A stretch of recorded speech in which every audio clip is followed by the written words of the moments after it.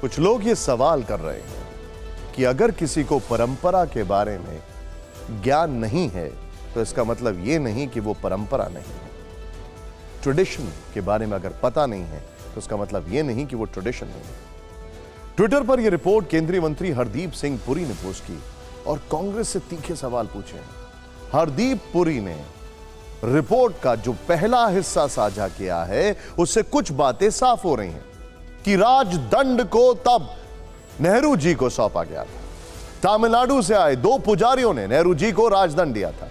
इसके पीछे तंजौर के मुख्य पुजारी श्री अंबलवाड़ देसीगर स्वामी की सत्ता हस्तांतरण वाली पुरातन सोच थी।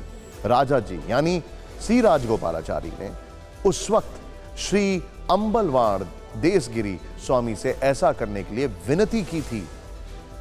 नेहरू जी को यह सेंगोल थिरुवाबादुथरई अधिनम की तरफ से दिया गया था। इस पर चूंकि कोई आधिकारिक दस्तावेज ना होने की बात कांग्रेस कर रही है तो अब तमिलनाडु के इस शैव मठ की ओर से आधिकारिक बयान जारी कर दिया गया है, जिससे कांग्रेस का दावा गलत साबित हो रहा है।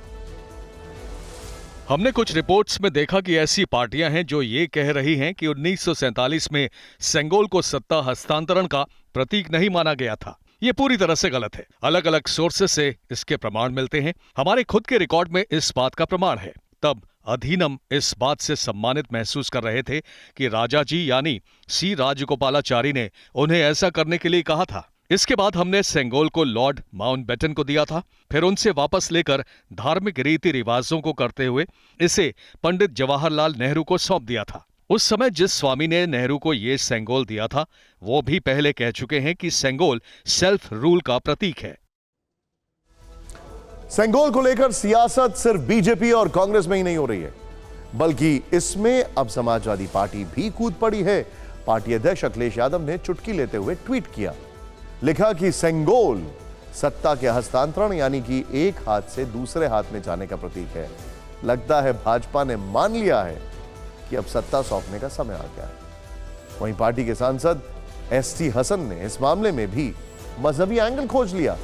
उधर कांग्रेस और बीजेपी के दूसरे बड़े नेताओं में भी सेंगोल को लेकर वार पलटवार का खेल चलता रहा। सेंगोल पर राजनीतिक लड़ाई वाली ये रील आपको जरूर देखना चाहिए।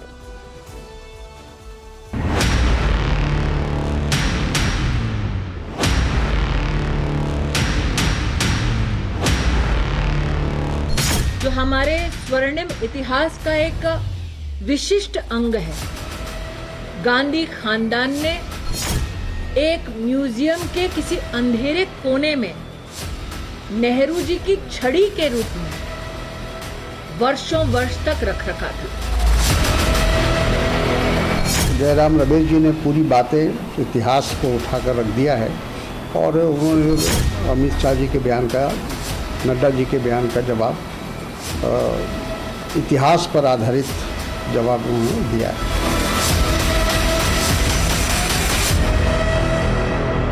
विशिष्ट प्रमाण को इस प्रकार से वॉकिंग स्टिक बताना क्या ये नहीं दर्शाता कि गांधी खानदान वाकई में हमारे देश के इतिहास, हमारे देश के लोकतंत्र के बारे में क्या सोचता है?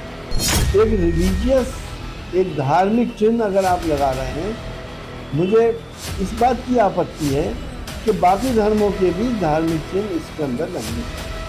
देश सबका है, हिंदू, मुस्लिम, सिख, ईसाइयों का है।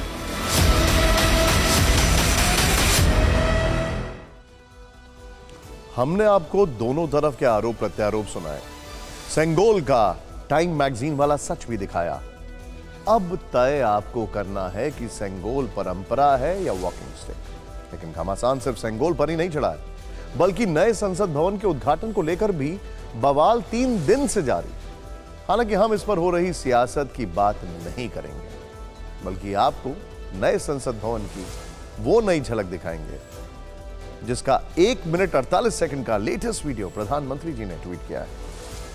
140 करोड़ भारतीय के गौरव का प्रतीक नए संसद भवन का दीदार आप भी कीजिए।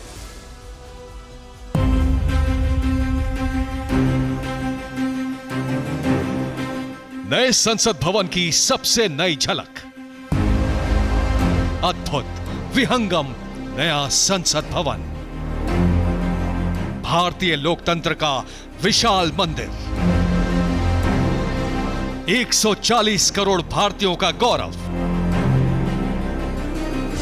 ज्ञान द्वार, शक्ति द्वार, कर्म द्वार,